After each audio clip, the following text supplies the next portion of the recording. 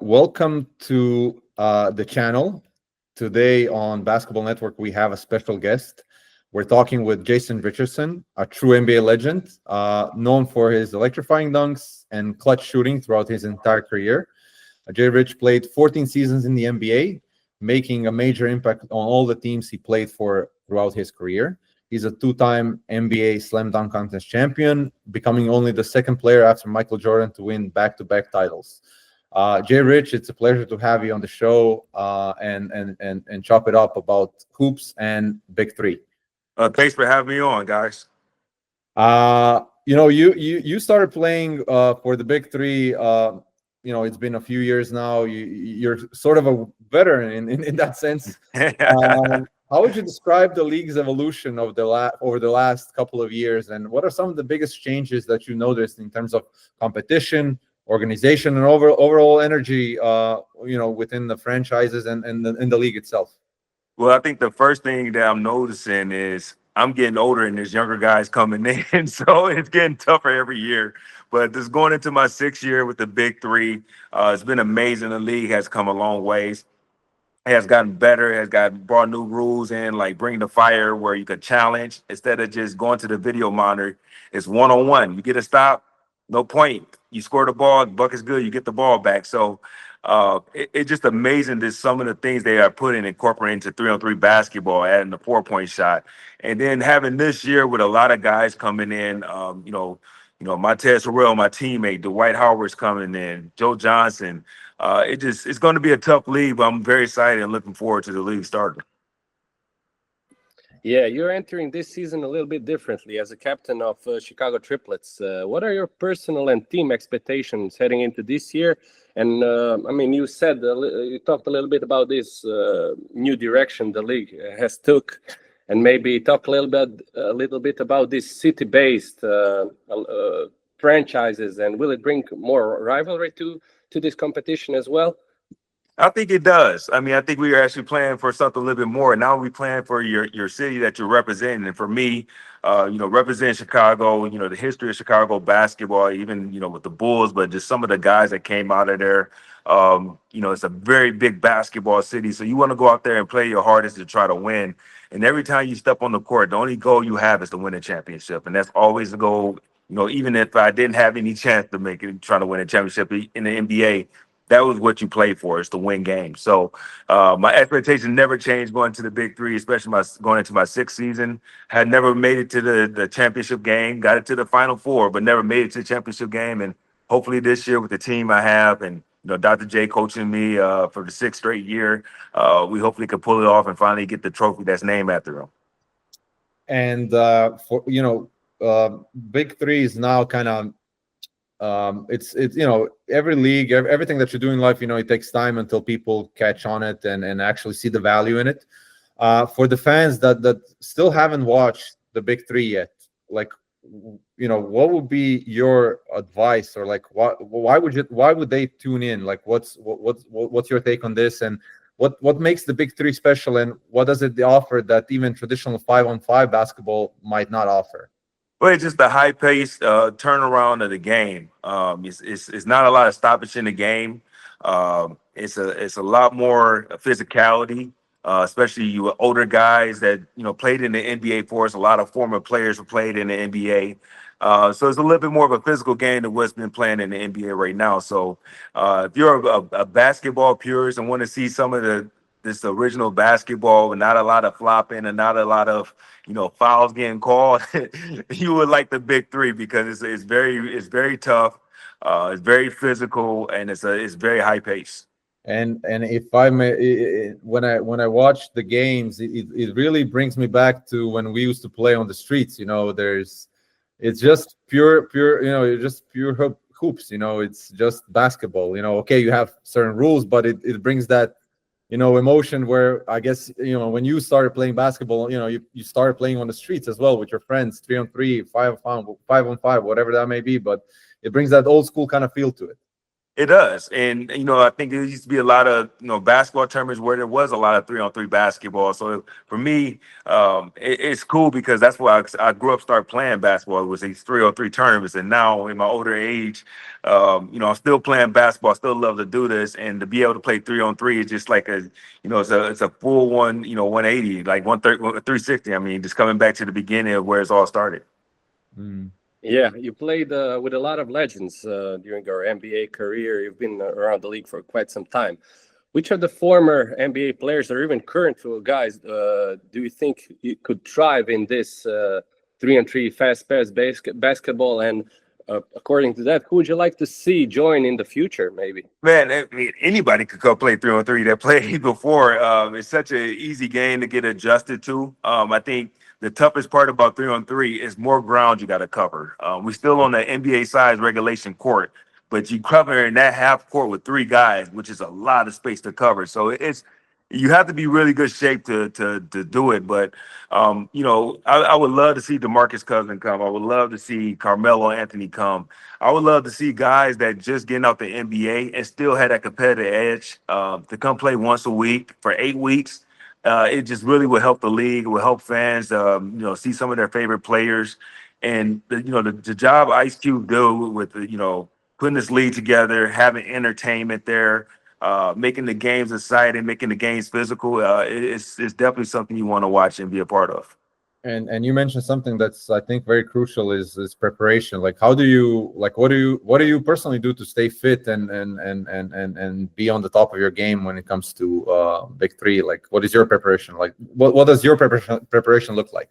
Oh, just working out as much as I can. A lot of individual working out, a lot of running, just trying to cover as much court as I can because, like I said, with two other guys covering the regulation size NBA half court is a lot of space. So you definitely have to be in a lot of great shape. So I'm taking care of my body, lifting a lot of weights, doing a lot of sprints, getting up a lot of shots, doing a lot of individual workout to be ready for the season. Hmm. And with the Big 3's intense, fast-paced format, the rivalries hit differently. Are there any teams or players you're especially fired up to face this season? And who do you think is your biggest rival right now? Like, especially now with the new concept of franchises and different players that came in. Well, the thing is, I think we are so competitive that every team is your rivalry. So it doesn't matter what city those guys play for. We just so competitive that you're going to go out there and play hard and try to win. But just from years of knowing him since high school, just playing against each other, in AAU circuits and got to college. We didn't play each other in college, but then we played against each other a lot in the pros. A good friend of mine, Joe Johnson, we have battles. Whatever it is, sometimes he get the best of me, sometimes I get the best of him. And sometimes we get the best of each other. We have great games. So I'm really looking forward to playing against him. He always brings the best out of me. He's a tough coverage. He's a guy that's he could really just put the ball in the basket. And luckily for me, I get to play on the first game of the season. So that's going to be fun seeing Joe and try to go out there and compete against him and get a win. Yeah. Oh, the opening is in Chicago as well. But you spoke a little bit about playing under Dr.J, Julius Serving, another iconic high flyer just like yourself. What is it like to being coached by someone who younger guys and even this generation looked up to? And did he give you any of his words of wisdom, a little bit about the insights of the game? Have you had a chance to speak with him about the nuances? Yeah, just Doc, one of those guys that he always had this aura about him of being super cool. Just Yeah. like, man, that's just the guy I want to hang out, I want to be like him. And he's still that way at his age of 70 or almost pushing 80. Just so cool and mellow, man. And so I'm the type of guy that's like, oh yeah, yeah, yeah. And Doc is like, hey man, let's just take it easy. We're gonna be fine. And he mellows me out, man. And every time he does that, it really put life in perspective on how to approach the game, how to approach life, how to approach just being a man. And so it's just great to be around him. To get the wisdoms and nuggets he's dropped every now and then to me. It's pretty special because I don't think a lot of guys get to experience that, to see somebody of his magnitude out there and still, you know, being a part of basketball and helping out still. And you mentioned something that I've seen many other, you know, players when they talk about Julius Erving, they say he's a cool cat. Like he has this aura. You said it. I've seen numerous players saying the same thing. Like there's this vibe around him that just, you know, he's just cool. He is. He just cool, and then just the way he walks, the way he talks, and he's just a great person, man. Like I said, just one of those guys that you just like, man. I just want to hang around with him for one day, man. And that's Dr. J, and he's never going to change. I never had seen him get out of his element. He's always been a great person. He's always been great to the fans. He's been great to kids. He's been great to my family. So it's just special that I get to be around him. And you know, where do you see the big three heading in the next 3 to 5 years? Like, what potential changes or additions could elevate the league to another level? Because the league, you know, ever since you started playing, like, you know, the league has changed and it's continued to evolving. And what do you think would benefit the league in the long run as well? Well, I think getting former players still. I think this year was the first time that we have gotten some guys that are big time players that are coming in this league. We already had some great guys in here, you know, myself, Joe Johnson, Mike Beasley. You know, we had a lot of those guys, but then we getting guys like, you know, Kemba Walker was going to come in and play. Dwight Howard came in and played. Wesley Johnson came in and played. So the league has gotten tougher. And I think by doing that every year, trying to find guys that want to come on and still compete, that's what's going to elevate this league to the level that it is. And, you know, with Ice Cube changing the format where every team is now representing the city, I think that guys going to have a little bit of pride behind that too, to be playing well for that city. You know, every city we go to, one team is representing that city. We go to 8 cities. And so, you know, the fans are going to be cheering for that city because that represents the city. So I think those things, those changes are going to help elevate the league. And I think in the next 3 to 5 years, this league is going to be in a spectacular place. And there's also like talks about, you know, expanding the league internationally, which I think would be a, you know, it would be a big thing for you know, to evolve the game even more, because, you know, everybody in the world, they play, you know, everybody plays 3-on-3, so expanding internationally would be a big step moving forward as well. Yeah, I think it would be amazing if you could do that, especially, you know, how big 3-on-3 is. It's an Olympic sport. It's a high, fast-paced play of game.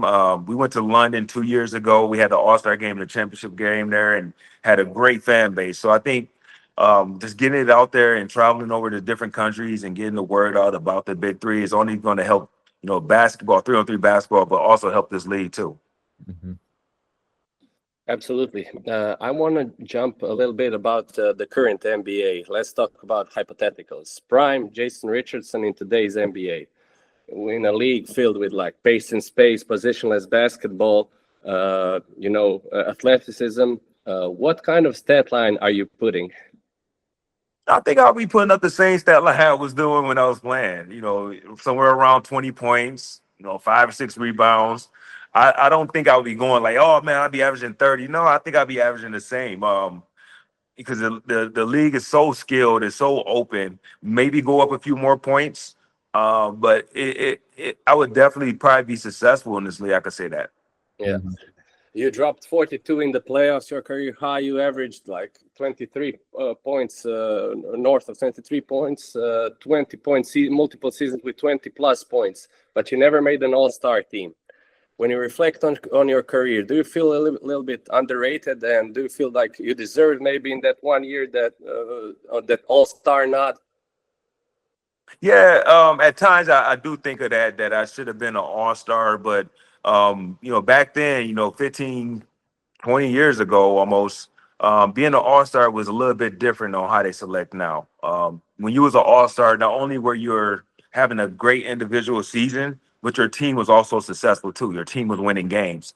And at the time, my team wasn't winning games. So, you know, guys that have, you know, almost similar stats than me, maybe a little bit fewer points, but their team was doing a little bit better, got the nod ahead of me. But I don't have any regrets because, you know, when I go to certain places, especially the Bay Area, you know, go to Phoenix, I go to Orlando, those teams remember what I did. And a lot of those fans is like, hey, I'm a fan because of you, because how hard you play, how hard you came back and was a better player every year.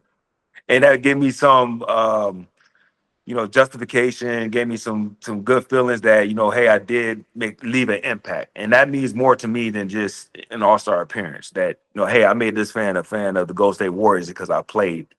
And I get fulfillment for that. Yeah, Mhm. absolutely. You played against multiple Hall of Famers throughout your career, and we covered the story where you talked about you just you just entered the league, and you played against Michael Jordan, who was at the end of his career, and you said something. It's always interesting to hear what NBA players when they dissect the game of someone else, especially when you know what you're talking about. And you talked about how even at the age of 38, he was pretty much nearly impossible to guard. So my question to you is like, what do you think separated him from everyone else, even at the final stage of his career? Like, what are the things that maybe casual fans don't see that made him so good, even at the age of 38? Well, I think what made Mike so special, what made him good, was he had this undeniable will to win. Mm, Nothing else mattered but to win it. And I feel like that what made him so special and made him the greatest player ever, because winning was the only option for him. He couldn't stomach losing. He couldn't stomach not competing.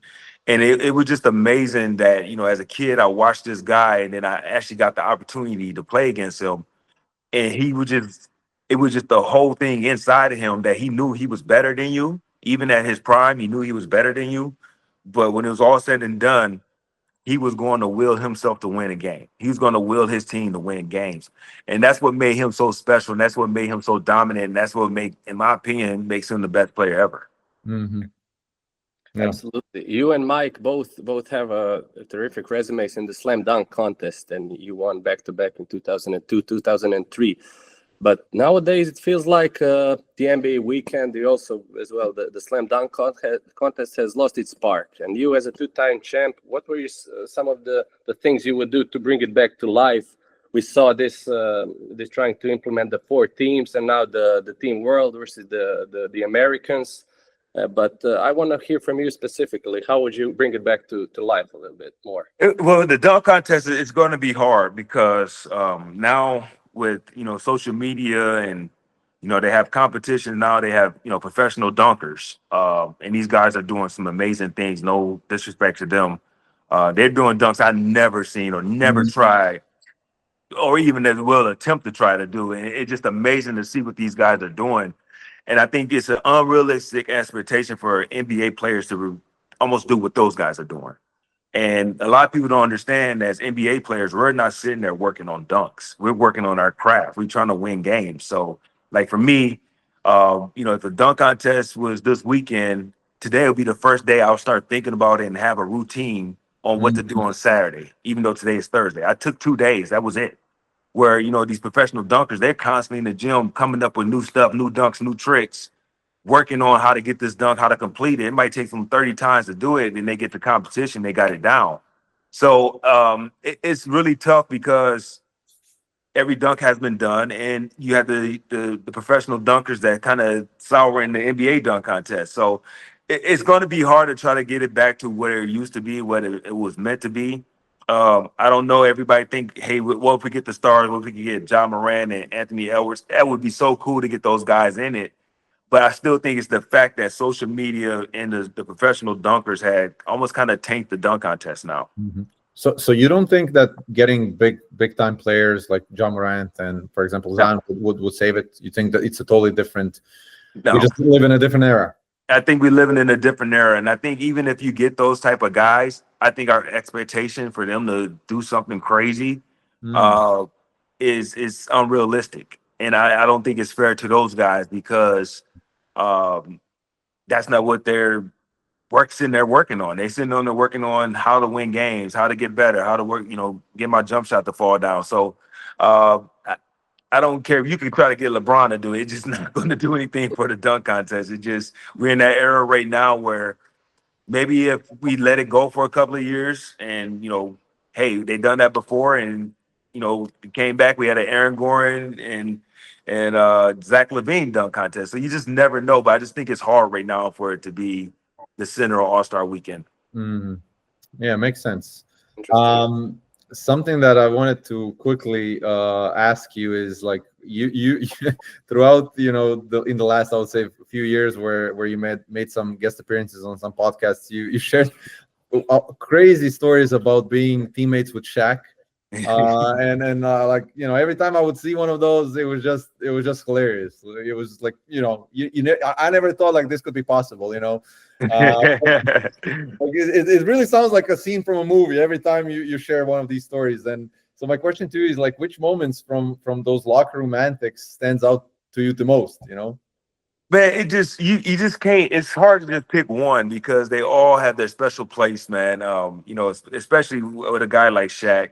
He's one of my favorite teammates. He always has something funny to say. Uh, he was always just a great teammate to be around. But I also had other teammates that were just as funny. Jared Dudley was just funny. Mm, Uh, Derek Anderson was hilarious. Amari Stoudemire was hilarious. So I had some guys, Baron Davis, Steven yeah. Jackson, those guys. So it's just hard to just pick out one moment that I can say that that's the best moment I ever had because it's just been so many of them. Hmm. And you just previously mentioned something interesting. You said that in your book, like Michael Jordan is the best player in he's the GOAT. I would assume. You also mentioned that Kobe Bryant is the second best player of all time in your book, if I'm not mistaken. Can you walk us through your top five best players in NBA history, and what is the criteria to that you would put those players on some kind of a list? Because the criteria is very much something like the context is important, and a lot of people are missing the context. So if and everybody has their own different criteria based on Yes. their experiences and what they've been through. So we just wanted to hear what your criteria is, and who are those players that stand out uh, for you in terms of being the best players in NBA history. Well, it's so hard, man, to say, top five, but and even though I have a number one and number two, it's just still crazy that you have to say, it's hard to pick a top five because there's so many guys that had such a big impact on this game. Um, guys played in different eras. It's hard to compare the eras to each other. Mhm. But I mean, it's just so many guys. And then when you try to compel a list and you really like, man, okay, I don't have LeBron in this list. I don't have, Shaq is missing off this list. Hakeem Mhm. Olajuwon. And then now you got to start thinking about, Jokic, how, great of a season he has had the last 4 years. So it's just so hard for me to come with a definite top five because I get to that fifth pick and I'm just like, There's so many. yeah, it's just hard. And so from between, Mike and Jordan and Larry Bird, who was amazing, and then Magic Johnson, who's probably the best point guard ever to live. And then you come to that fifth spot and you're like, okay, Shaq, LeBron, Hakeem Olajuwon, Mm. Jokic. Now you got to start thinking about stuff. So it's just hard to try to nail that together. And so I just kind of leave it alone. Okay. Makes sense. Makes sense. It's better not to mess with it. Yeah. You've been in the NBA and you've been involved with basketball for I would say 30 years now, maybe even a bit more, Yeah. and you've seen it all. You've seen the evolution of the game. Like where do you see the game in like the general like game of basketball in the future, especially now when you have so many international players coming, not just to the NBA but G League as well. The NIL deals will change everything, or they already changed everything, and a lot of foreign players are they're ditching playing in Europe, young players I'm talking about, and, Mhm. and they're coming to college. Where do you see the evolution of the game in the following years? What do you think is going to happen? Well, I think the NBA is known for being almost like a copycat league, and I think we're starting to see even with this finals right now, with Indiana and Oklahoma City, of high IQ basketball players, regardless of size. You see what TJ McCullough did yesterday. You see what um, Caruso did yesterday. They were just energy guys, knew what their position was, knew what their role was, and they were helping their team to win games. So with that being said, I think the NBA is going to lean towards with guys that understand how to play basketball. How can we fit this guy into our system? He understands his role. He's not going to get outside his role, and he's going to always help us win games. And so I think with the pretty much what the European guys have came over and done to our league has opened our eyes as, hey, we got to start following this role model. These guys are coming over here, understanding how to play basketball, how to move without the basketball, and how to be a good teammate. And I think we had got away from that for so long as Americans that it kind of watered down our basketball. And I think we're seeing a shift. It's happening in front of our eyes that we're going to get back to that style of basketball and just playing the right way instead of, guys getting the ball and taking 15 dribbles to get a shot off. It's one dribble. If you ain't got a shot, move it and move it and move it and move it. And that's how you get the best shot. So I think we're going to see that happening more in the next couple of years. And I think that's all because of the way Europeans develop their young guys compared to how Americans develop our young guys. Yeah, for sure. You spoke a little bit about the finals matchup. Like rarely any analyst or fan even saw Indiana fighting their way to the NBA Finals, and they are now 2 wins away from winning it all. Do you think the Oklahoma has a shot to level up the series? And win it all? I think both teams have a great chance of it. I think it's even though it's not the anticipated hype of a finals, you don't have a LA or a Texas team or a big city market team. I think it's a very going to be a very like a chess match with these two teams. I'm gonna throw a jab, I'm gonna see what you're doing, and I'm moving pieces, you're moving pieces, I'm changing up the lineup. And that's what basketball is. It's a give and take, and I'm loving it. A lot of people not liking this finals, but I'm loving it because it is so. It's we're playing a dance with each other. We're trying to figure out, and I think Indiana haven't played their best so far. I think all 3 games they haven't played anything like they had played in the Eastern Conference playoffs, and I think Oklahoma City has made tons of mistakes. So it's very interesting seeing it, seeing these teams. You have the MVP with Shy, but outside of Shy, there's no other really superstar. You have stars, but you don't have other superstars like we normally used to seeing. And that's what make this more interesting and make me believe that watching these guys in a high IQ basketball plays, that the NBA is going to start shifting that way. Yeah, and there's a lot of I've seen there's a lot of coaching that goes behind the scenes that maybe casual fans don't see, but you can see that the coaches are also trying to outsmart each other.